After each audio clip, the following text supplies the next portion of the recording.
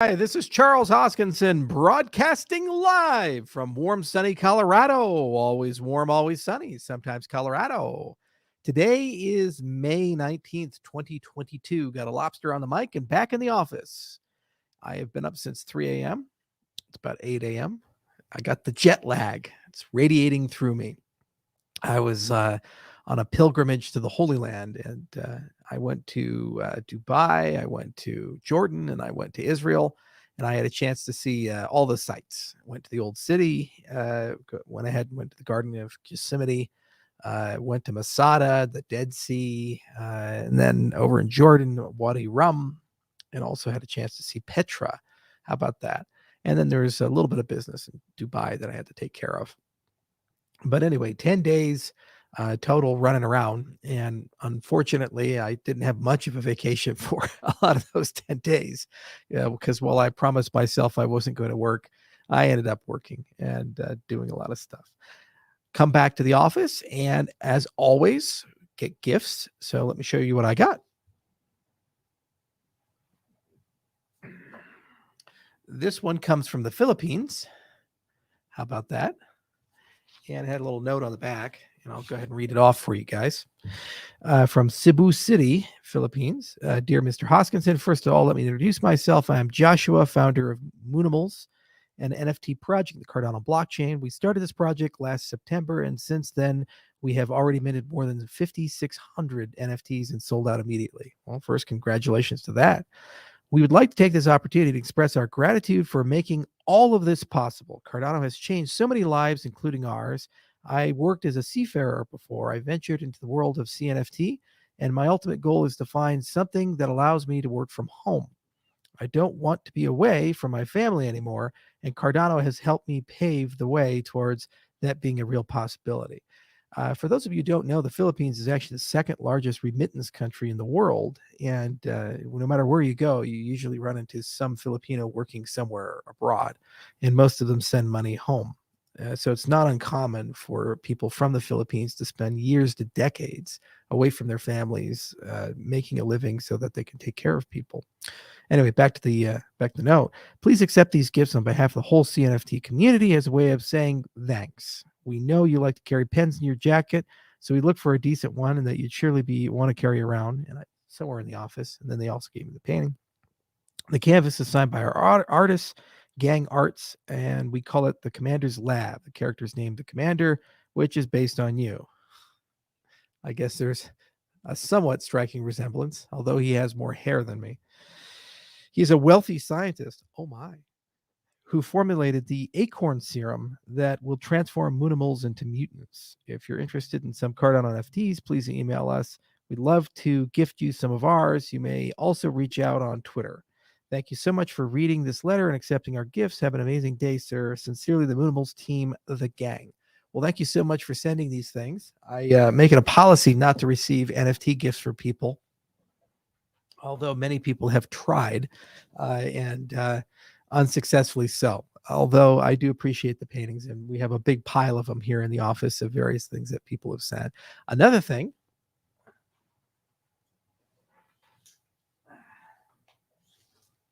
on my reading list is the Drunken Dragons Universe Autonomous Intellectual Franchise with Decentralized Intellectual Property. They finally finished the white paper. You may remember that I interviewed Francisco and his partner a little while ago, probably about 3-4 months maybe, and we talked about the Drunken Dragons ecosystem and all the cool things that are happening there. And they said, hey, we're going to write this white paper and talk about decentralized intellectual property. And they did. They sent me a copy of the white paper, so it is on my reading list. That's going to be a lot of fun. Now, let me show you another thing.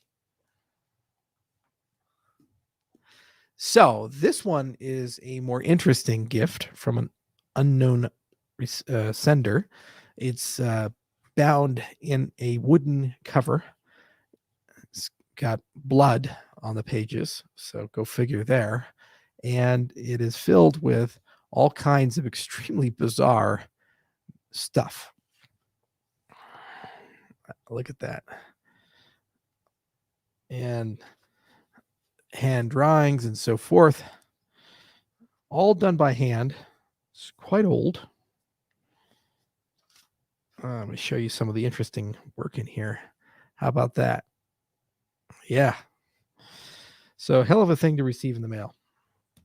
Anyway, I bought a book scanner and I'm going to go page by page scan the whole thing, and we'll do some analysis and see if we can figure out what flavor of Aklo that is, and hopefully Samlin Cthulhu. Okay, now a few more things. So that's the gift section. We have a lot going on for consensus, as I mentioned, and we're trying to bring as many people as possible there. And that's going to be June 9th to 12th for consensus. June 8th is going to be the IO community event. You got to pay to go to consensus. That said, the community event is free. And we're paying for that. We're putting that on with a lot of other members of the Cardano community. My hope is to get as many people as possible to Austin, Texas, and just meet everybody, spend some time with everybody, enjoy seeing you guys, talking to you guys. You know, markets go up, markets go down, enthusiasm goes up, enthusiasm goes down, but the community is the community. You guys are always here, and it'd be a lot of fun to just spend some time and really enjoy getting to know what you're working on, and also allowing other people in the community to showcase the things that they're working on for the rest of the people. As many of you know, the Vossel Hard Fork is coming. That event's going to take place, I believe, June 29th. So shortly after consensus, we're on kind of the final stretch, just working our way through it. It's a very major upgrade, pipelining, and a lot of SIPs are coming. And then there's a huge amount of discussion post-Fossil of what's in scope for the rest of the year. So likely more Plutus improvements, likely some enterprise stuff, infrastructure for side chains, performance improvements, and a litany of other things. But we'll, in later Cardano 360 episodes, discuss that as we get a little closer to the end of the year. But this is the big one for now, and I think it's going to open up a lot of dApps that have been waiting a bit. There's still a lot of work to do on documentation. There's still a lot of work to do on opening repos. One of the things that I'm going to be pushing very heavily for, there's kind of three things. One, we just had the Barcelona Summit for formal methods and applying formal methods to Cardano smart contracts. To me, it's very important that everybody who writes Cardano smart contracts uses the tools to make their contracts better so we don't have hacks and problems in the ecosystem. So we're going to really push that heavily, and we're going to try as hard as we can to translate and communicate what's been decided and the things that are being done in the Barcelona Summit at consensus with the dApp developers. Two, it's very, very important that dApp developers in our ecosystem open source their dApps, open their dApps up. So we are going to try to work with as many as possible to change over the repos from private to public. Now is the time. There was kind of a little area there. They said, hey, we're learning things, and let's keep things closer to the hip. But now is the time, because there needs to be some pedagogical code for everybody to play around with. And three, there's just a lot of educational materials that need to be drafted and tooling that needs to be done. There's some great stuff like TX Pipe, for example. Let me show you guys that.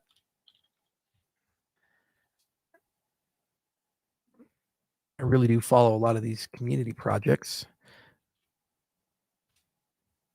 Okay, so TX Pipe, here is the website for it, and I'll show you guys a little later.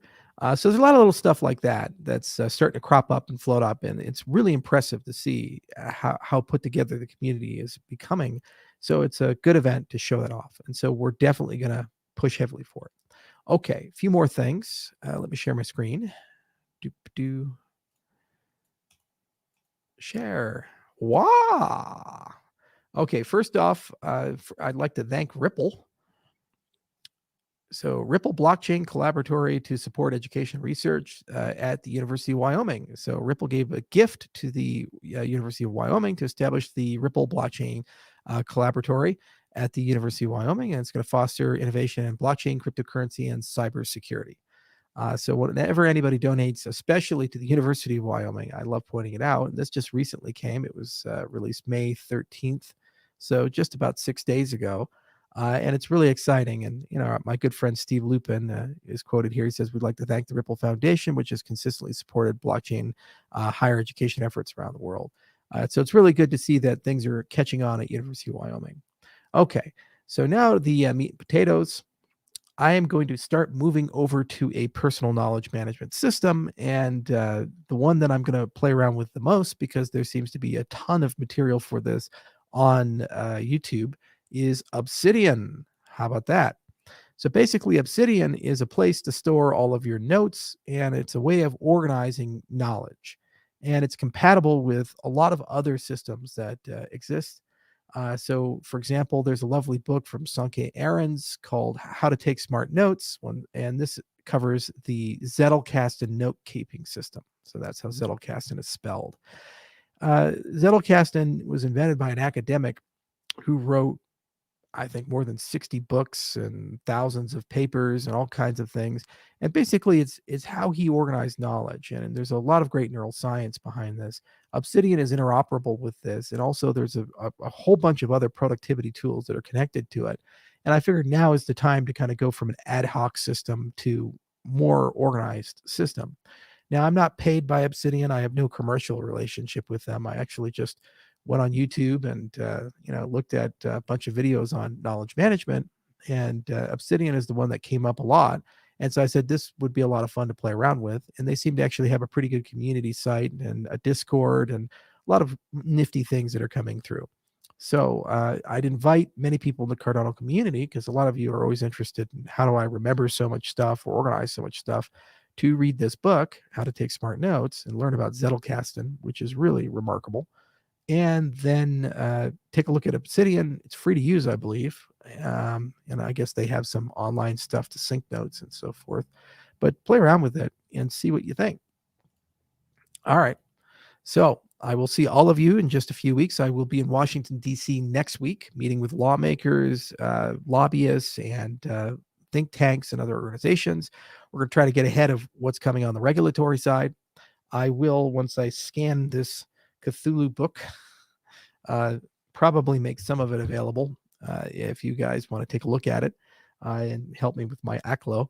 And if you happen to be in DC, we may hold a community event.